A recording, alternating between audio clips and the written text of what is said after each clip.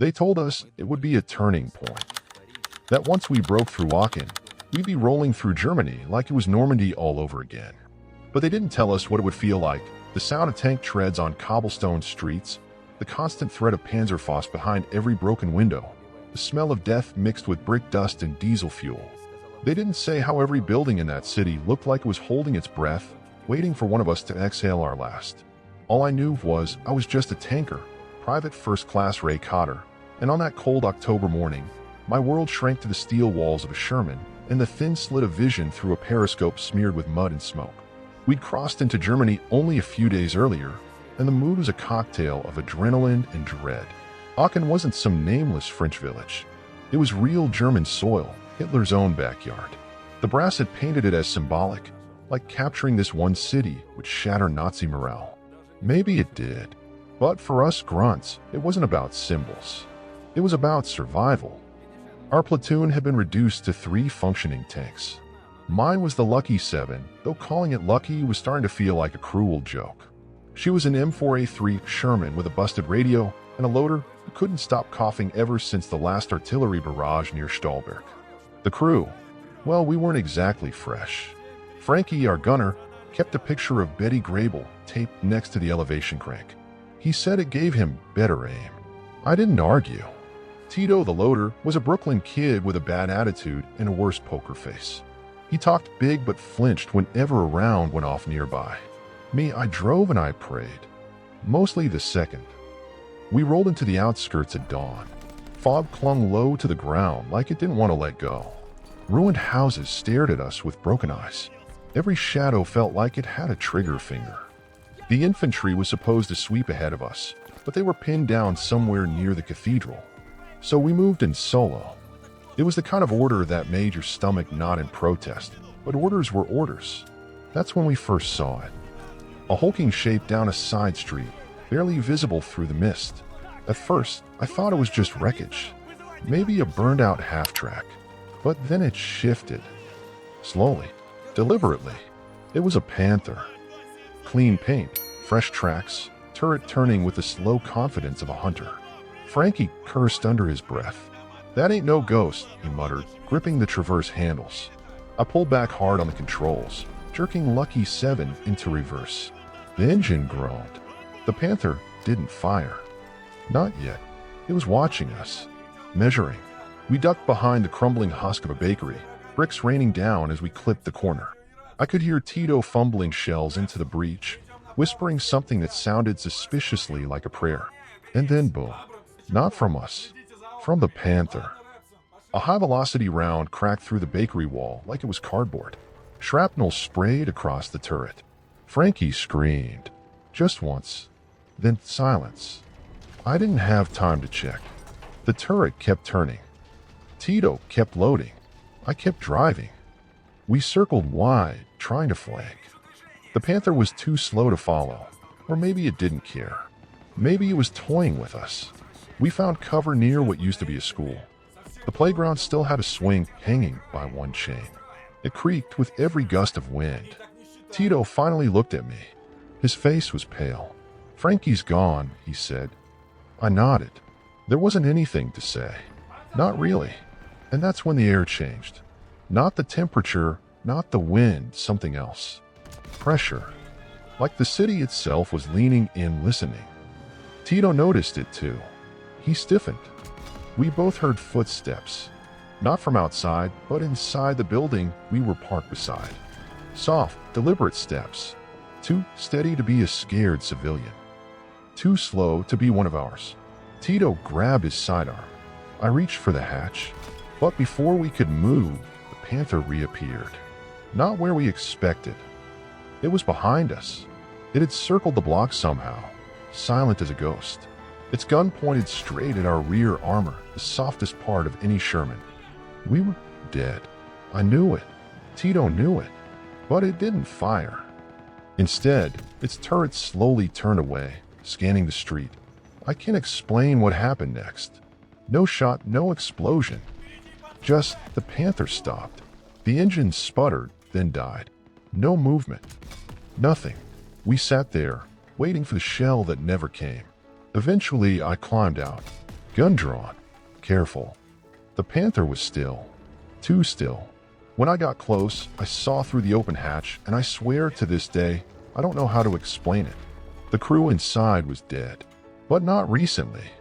They looked mummified, dried out like leather, their mouths frozen in silent screams. No blood, no wounds, just death. Old, dry, ancient death. I backed away slowly. Tito saw it too. He wouldn't talk about it after, but I knew he saw.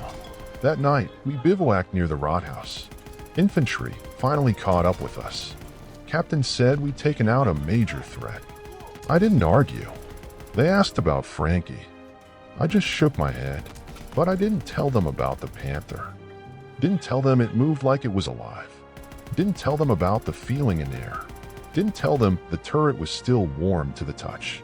And I sure as hell didn't tell them that. Just before I climbed back into Lucky 7, I heard a whisper from inside that silent tank that said my name.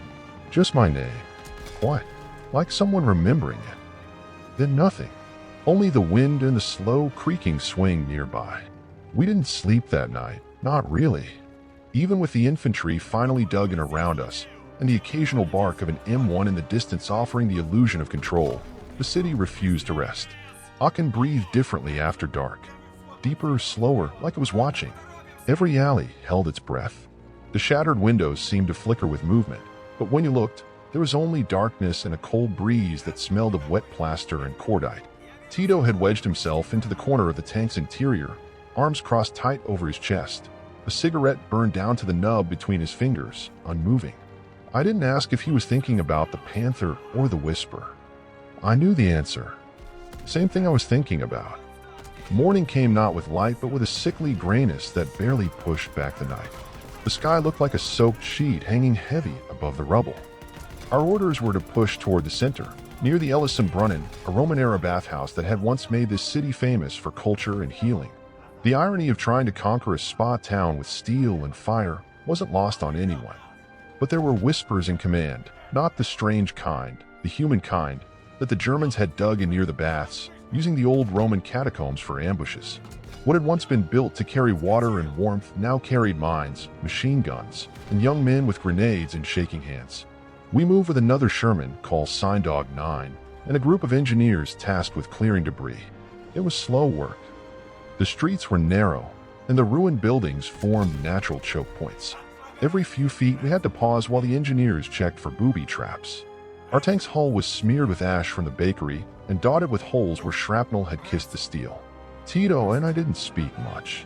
He had started carving something into the inside wall of the turret, slow, deliberate strokes with his knife. I didn't ask what it was.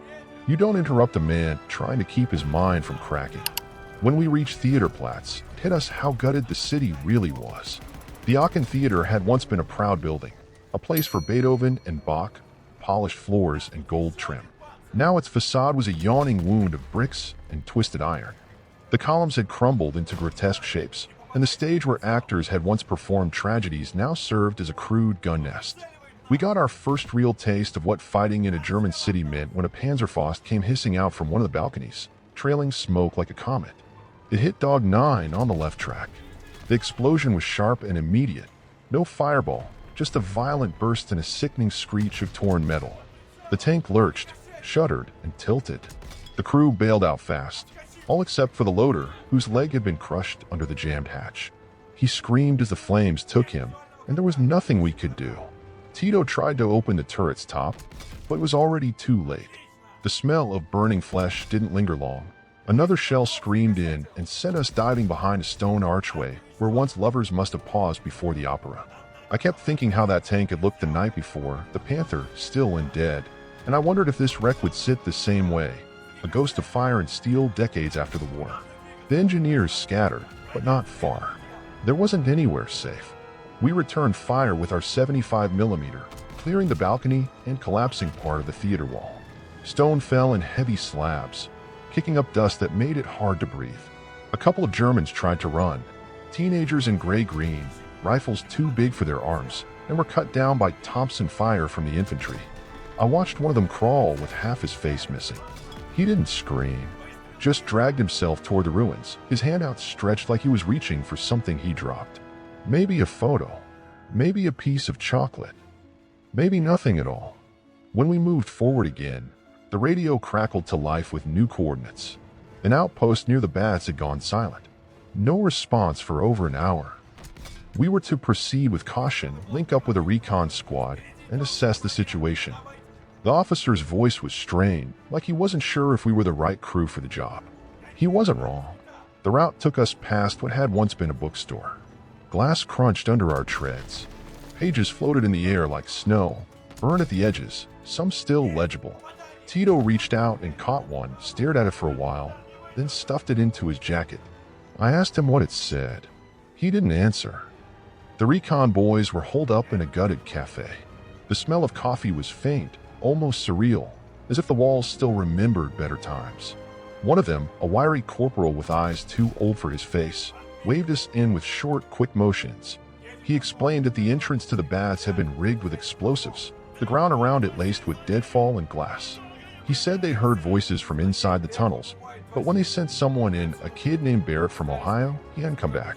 No screams, no gunshots, just silence, like the earth had swallowed him whole. We parked Lucky 7 in the square and advanced on foot. Tito refused to go inside. He said he had a bad feeling, the same one he'd had the night before when the Panthers showed up. I didn't argue. I took my sidearm and flashlight and joined the recon corporal down the moss-covered steps of the Roman entrance. The air was wet and cold and old. I don't mean stale, I mean ancient. It smelled like something buried. The flashlight beam danced over stone arches, Latin inscriptions, and slick puddles that echoed every step tenfold. We reached a fork in the passage, and the corporal paused. He was sweating now, even in the cold. I asked him what was wrong, and he said the last time he'd been here, there were bodies, 2 German soldiers left behind in a corner riddled with holes. Now they were gone. No blood, no drag marks, nothing. That was when the light flickered. And in the dark, we heard footsteps. Not running, not dragging, just steady, deliberate steps, the same ones Tito and I had heard near the bakery. We raised our weapons, called out. No response. Then, for a split second, a flashlight caught something, a face. Gaunt, white as ash, with eyes that didn't blink. Staring back at us from beyond a crumbled arch. And then it was gone. The corporal fired. 3 shots. They echoed like thunder. But there was nothing there. Only the sound of water dripping slowly from the ceiling. We backed out of the tunnel, neither of us speaking. Tito was waiting at the top, eyes wide. He didn't say, "I told you so," but he didn't have to. We reported what we could, and the brass made a note of it. Said they'd investigate further, but we both knew they wouldn't. This war had too many ghosts already. No one wanted to add new ones to the list. That night, as the city groaned under distant artillery and the sky flared with orange fire behind the spires of the cathedral, I sat in Lucky 7, staring at the inside wall. Tito's carving was done. There was a name. Not his, not mine. A German name, engraved deep and careful, like someone trying to remember someone they'd never met. There comes a point in war when time loses shape. The hours stretch and twist, bending around bursts of fire, the shudder of explosions, and long drawn-out silences that feel louder than the noise. That's what those next few days in Aachen were like. One drawn breath, one endless grimace, a loop of soot-colored skies and collapsed buildings that all started to look the same.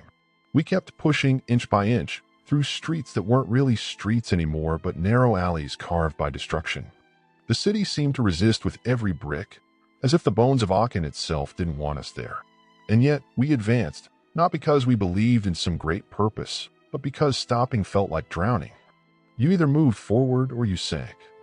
The engineers cleared what they could, but progress was glacial. Every open space was suspect, every window a potential death sentence. The Germans weren't throwing their best at us anymore. Just boys and old men, folkstern with mismatched uniforms and eyes that had already given up. That should have made it easier. But it didn't. There was something about fighting someone who didn't want to be there either that made it harder to pull the trigger. We weren't liberators anymore. We were intruders. And every time I saw a cellar door swing open or a white flag wave from a shattered balcony, I felt the weight of what we were really doing, not defeating an army, but slowly peeling away a city's soul. Inside Lucky 7, the air was stale, thick with the smell of oil, sweat, and iron. We hadn't replaced Frankie. Command said reinforcements were coming, but no one had shown up yet. So Tito and I ran the tank with a skeleton crew, him loading, me driving, and pretending I knew how to handle the gun. It wasn't ideal, but after what we'd seen, we weren't about to let anyone new crawl into that turret. The Panther still haunted our thoughts. I hadn't told anyone else what I saw inside that thing. The mummified crew, the unnatural stillness, the whisper of my name. But the memory clung to me like the soot on my skin, impossible to wash away. And Tito, for all his silence, had become more distant. Not jumpy or afraid, just absent. Like part of him had stayed in that tunnel under the baths, still listening for footsteps that didn't belong. Then came the orders. Push toward the cathedral. Secure the square. Make contact with a scattered infantry unit reported missing somewhere between Jakobstrasse and the University Quarter. On paper, it looked like routine mop-up. But by now, we all knew what routine meant. Ambushes in courtyards, panicked civilians hidden in cellars, booby traps under bodies. Still, we rolled out, joining a column of Shermans and half-tracks that moved like elephants through the ruins. The closer we got to the cathedral, the more the city seemed to change. Not in a physical sense, though the damage was heavier here, the destruction more surgical, but in atmosphere. It felt quieter. Not peaceful, hollow. The kind of quiet you feel in your teeth. The kind that makes your skin itch. We parked Lucky 7 at the edge of the Domhof, the plaza that wrapped around the cathedral's ancient flanks. The tower still stood, though one had a fresh wound near its peak from a shell that had sheared away part of the roof.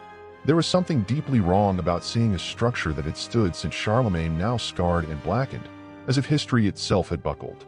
The stained glass windows were gone, blown inward by concussive force, leaving only jagged mouths through which pale light filtered like smoke. We were ordered to hold position while the infantry scouted the surrounding buildings, checking for snipers. Tito stayed inside the tank. I climbed out, stretching limbs that had gone stiff from hours of tension. That's when I saw her. A woman, no more than 30, wearing a soot-stained blue dress, hair pulled back in a bun slicked with grime and blood. She walked barefoot across the square, slow and graceful, as if gliding across a ballroom floor. She didn't look at me, didn't acknowledge the tanks or the soldiers shouting, just kept walking, arms at her sides, mouth moving silently. She walked straight into the cathedral's broken doors and vanished inside. I called it in standard protocol when encountering civilians, but the radio crackled with static. No one responded. I turned back to the tank, but Tito was already standing on the hull, staring at the same doors with an expression I didn't recognize. Not fear, not confusion, recognition, like he'd seen her before. He didn't speak, just jumped down and walked toward the cathedral. I called after him once, twice, but he didn't stop, didn't even slow. So I followed. Inside, the air was colder than outside, thick with incense and dust.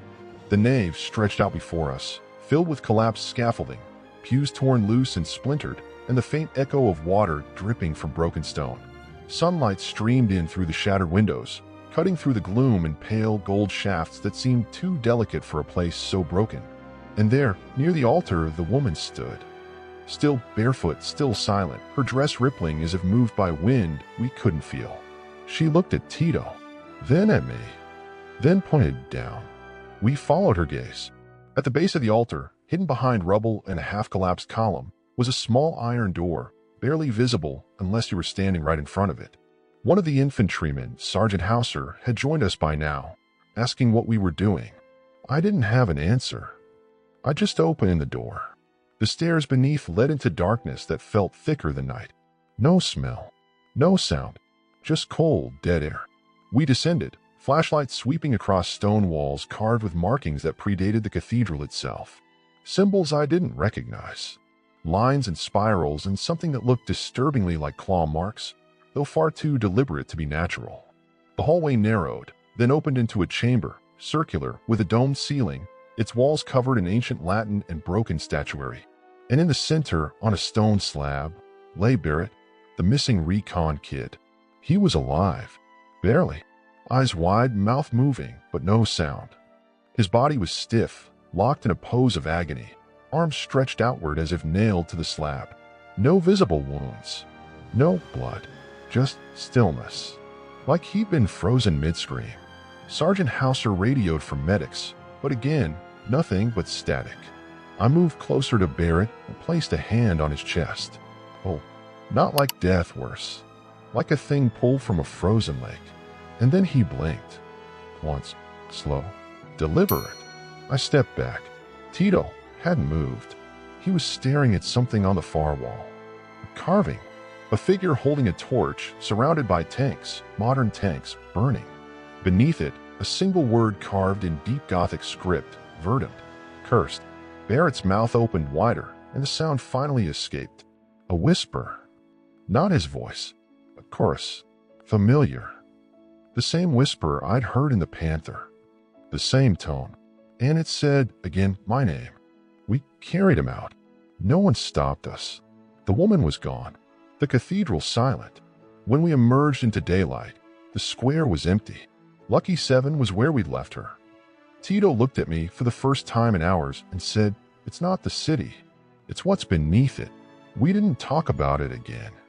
That night, Barrett died. No cause. Just stopped breathing.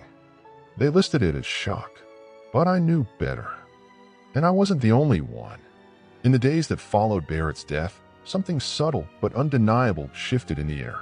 Not just in the way the wind cut through the alleyways, or how the clouds seemed heavier over Aachen's crumbled skyline, but in us, in me. I'd spent months seeing death at arm's length, watching bodies tossed like broken mannequins by mortar blasts, or listening to the soft, wet sound of blood filling a man's lungs when a bullet found its mark. But nothing, not even the worst of it, had prepared me for what I saw beneath that cathedral. It wasn't the horror of the place that stayed with me, though the chill and the carvings etched into walls older than any history I'd ever learned haunted my sleep. It was the eyes. Barrett's eyes.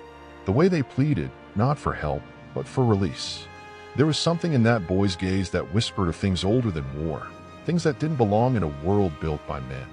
And somehow I'd been pulled into it. Tito had stopped speaking altogether. Not a word during repairs, not even a grunt of acknowledgement when we received new orders. He simply climbed into the tank each morning, checked the treads, the turret rotation, and waited for the engine to roar to life. His movements were precise, almost mechanical, like a man following a ritual rather than a routine. I wanted to believe it was grief. Frankie's death, the constant pressure of battle, maybe even survivor's guilt. But it wasn't that. There was something hollow behind his eyes now. Something watching. Our unit had been thinned out badly. Losses at the edge of the city had left us without enough boots to hold the territory we were taking. So command started pulling tanks in tighter, forcing us to operate in smaller teams, leapfrogging from block to block while engineers worked overtime to clear paths through debris-choked streets. We weren't fighting the Wehrmacht anymore. The organized resistance had all but collapsed after the initial breakthrough. What we faced now was the city itself, each block a fresh maze of snipers, booby traps, and crumbling structures waiting to swallow us whole. It was during one of these leapfrog maneuvers, early morning, pale gray skies thick with smoke from a munitions depot fire, that we were sent to recon a neighborhood southwest of the Ellisonbrunnen. Intelligence said the area had been evacuated, but reports of movement suggested something, or someone, was still holed up there. Tito and I rolled in with a single infantry squad for support, 6 men from Baker Company, led by a lieutenant who couldn't have been older than 22. He introduced himself as Rick and tried to shake my hand. I nodded instead, not out of rudeness, but because names had started to feel like promises we couldn't keep. The neighborhood was deathly quiet. Too quiet. The kind of silence that pressed against your ears until it felt like your head would burst. Rubble crunched beneath our treads as we turned onto a narrow street lined with what had once been elegant row houses. Now they were skeletal, roofs torn open like cracked skulls, windows shattered, facades pocked by shrapnel scars. I could feel Lucky 7 groaning beneath me, her engine coughing like a chain smoker, her armor streaked with fresh welds and burn marks. She was tired. We all were. As we moved deeper into the block, the fog began to thicken, not from the fire, but a low, unnatural mist that rolled in across the cobblestones like a creeping tide. Tito leaned forward in his seat, fingers tightening on the controls, eyes scanning the haze for any sign of movement. The infantry had dismounted and were sweeping the buildings on foot, rifles raised, nerves fraying with every passing minute of nothingness. Then we heard it. A low metallic screech somewhere ahead. Not the kind of sound you expect from tanks or machines, but something older. Iron grinding on stone, like a portcullis being dragged open in a medieval castle. It came again, closer this time. The infantry froze. Even the birds, what few remained in the ruined city, seemed to vanish into the mist. And then Rick's voice crackled over the radio, breathless and sharp. "We've got movement. Front building, left side. Something's inside." We rotated the turret, cannon aimed toward the building in question. A 3-story structure half collapsed at the corner of a T-intersection. Its windows were black holes, and a large chunk of roof sagged dangerously toward the street. Tito loaded a high-explosive shell, the loader's cradle groaning under the strain, and I gave the order to fire. The round hit just below the second floor. The explosion ripped the wall apart, sending bricks and smoke cascading into the street, but no movement. No screams. No dust-choked silhouettes stumbling from the wreckage. Just silence again. And that mist, now crawling through the hole like a living thing. The infantry pushed in. Minutes passed. Radio contact was brief. Then nothing. One by one, Rick's men stopped responding. Tito and I waited, eyes fixed on the shattered facade, our hands clenching the controls like lifelines. I considered turning the tank toward the building, maybe using the gun again to collapse it entirely, but something in my gut twisted at the thought. Not fear. A warning. That if we fired again, we might wake something that was only pretending to sleep. A voice cracked through the radio, barely intelligible. It was Rick. Not shouting. Whispering. "It's not a house. It's not a building. It goes down. Miles. Not supposed to be here. Not meant to." Static swallowed the rest. I looked at Tito. He was staring straight ahead, jaw clenched, sweat trailing down his temple. He said one word. "Drive." We reversed. Slowly. Not out of caution, but reverence. As if we were backing away from an altar rather than a battlefield. The mist followed us, clinging to the tank like smoke from a dying fire. We didn't stop until we'd cleared the block and found another squad to report the loss. No one believed us, not fully. They marked Rick and his team as MIA. Routine. Acceptable loss. But we knew. Aachen wasn't just a battlefield. It was a veil. A thin layer of dust separating the known world from something far older, buried beneath the streets and catacombs. A place that hadn't seen daylight in 1,000 years and didn't welcome it now. A place that remembered when men believed in gods with fangs and altars that drank blood. And now, with each shell we fired, with each brick we moved, we were peeling that veil away. That night, I wrote a letter home. Not one I'd send, just ink on paper, a whisper into the void. I didn't write about the ghosts or the whispers or the feeling that the city itself was watching us. I just wrote, "I don't know who I am anymore." And maybe that was the truth of it. Not that we were losing our humanity, but that this place, this cursed, broken place, was showing us who we'd always been beneath the uniforms and dog tags. Not heroes, not saviors, just men. Small, frightened men, digging too deep. They say cities have souls, shaped by the people who live in them, carved slowly over generations like rivers cutting through stone. But Aachen's soul was something different, something deeper and older, something that had waited patiently through centuries of peace and war alike. It didn't matter whether you believed in such things before arriving. Belief became irrelevant in the face of what we saw, what we felt. By the end, you stopped wondering if something was there and started asking how long it had been watching you. Orders came the next morning with a mechanical lack of urgency that only made them more unsettling. Our unit, or what remained of it, was to push toward the final fortified sector near the Lausberg Ridge, a northern corner of the city where resistance had clustered like rot in an infected wound. Command insisted it was one last pocket of fanatics, an entrenched group of defenders refusing to surrender. We were to link up with a detachment of rangers and artillery spotters already in position, provide fire support as they breached the perimeter, and if possible, secure a nearby tunnel system suspected of being used for German movements and supply storage. On paper, it read like the final chapter of a predictable campaign: breach, clear, secure. But nothing in Aachen had followed the script. And deep down, I already knew this was no clean ending. The weather had turned meaner. The sky hung low and yellowed, casting a sickly hue over everything. Rain hadn't fallen, but the air felt wet, as if the clouds had collapsed and were now walking the streets beside us. We approached the sector in a column of 2 Shermans, 3 half-tracks, and a few trucks converted for ammunition transport. Tito hadn't said a word since the last patrol. His silence had become its own presence, like a third crew member wedged between us and a tank. Every time I glanced over, I half expected to see someone else in his place. Not Frankie, but something with his eyes. I don't know how to explain it. Grief warps you, sure, but this was more than grief. It was as though Tito had seen something he couldn't unsee, and now everything else, the mission, the war, even survival, had dulled in comparison. When we reached the ridge, we found the Rangers waiting just outside the tunnel entrance, or what was left of it. The blast had collapsed part of the outer support structure, but narrow mouth remained open like a wound in the hillside. The lieutenant in charge, a wiry man with deep crow's feet and the kind of 1,000-yard stare you only earn by watching friends disappear in seconds, briefed us quickly. No response from inside for over a day. Scattered gunfire had been heard during the night, echoing up from the dark, but there had been no visual confirmation of hostiles. They didn't know if the Germans were dead, retreating, or something else entirely. I asked what they'd found near the entrance. He hesitated. Finally, he said, "Bones. Old ones. Not human." That's when the ground began to shake. Not an explosion. Not artillery. This was different, deep, pulsing tremors, like something enormous was stirring far below. For a moment, everyone froze, heads tilting like animals sensing a storm. The vibration passed, followed by silence, so heavy it seemed to press against your eardrums. I glanced toward Tito. He was already staring at the tunnel. "We have to go in," he muttered. Not an order. Not a suggestion. Just a fact.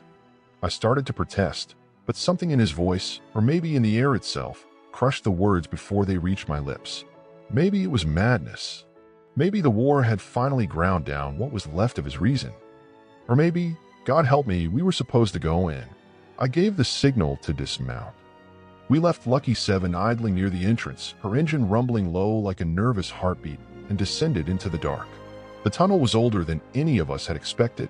Roman brickwork, long since blackened with time, arched ceilings sagging under centuries of weight. Our flashlights pierced only a few feet ahead, swallowed by a darkness that moved like water. The deeper we went, the stranger the air became, not just cold but thick, almost alive. It smelled of rust and old earth, also something sour and sweet, like decaying flowers left too long on a grave. The walls grew slick, not with moisture but with something darker, residue that shimmered in the flashlight's beam, almost like oil but thicker, clinging to everything it touched. As we pushed deeper, the passage opened into a wide chamber, a natural cavern that must have been there long before the Romans ever built above it. At its center was a pit. It stretched downward beyond the reach of our lights, a mouth in the earth lined with crumbling stone steps that spiraled into nothingness. Along the walls were carvings, figures rendered in crude, blocky forms, but unmistakable in their menace. Creatures with twisted limbs and too many eyes. Shapes that suggested both worship and imprisonment. And below them, more Latin. Tito stepped closer, ran a finger along one line, and spoke it aloud with a voice not entirely his. "Eos liberabis. Fulgor et Pharaoh. You will set them free. By fire and iron." Then the pit screamed. Not a sound, but a sensation.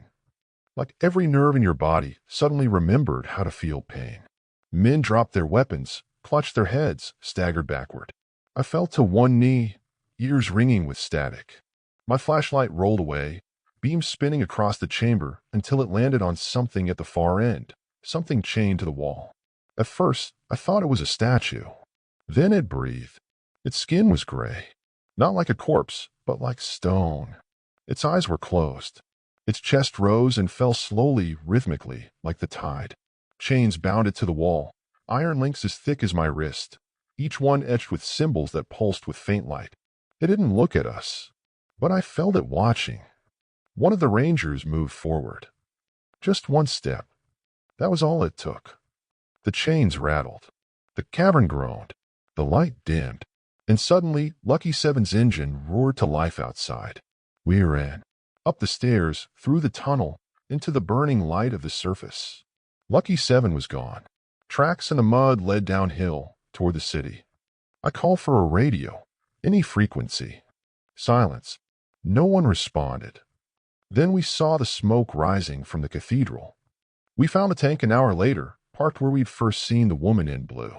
Her footprint still stained the steps, bare, delicate, impossibly clear despite the rain. Tito was inside. He was alive, but something had changed. His voice, when it returned, was calm, almost peaceful. He looked at me and said, "It's done. We woke them. Now they remember." I didn't ask who they were. I didn't need to. We never got orders to pull out. But we left that night anyway. No one stopped us. No one noticed. The war continued. Battles were fought. Cities fell. The world moved on. But Aachen never let go of me. Sometimes, in the silence between midnight and dawn, I still hear the scream from that pit, not in my ears, but behind my eyes. And sometimes, when I pass a church, I see her. The woman in blue. Always barefoot. Always smiling. Waiting. And I remember that war doesn't end when the shooting stops. Sometimes that's when it begins.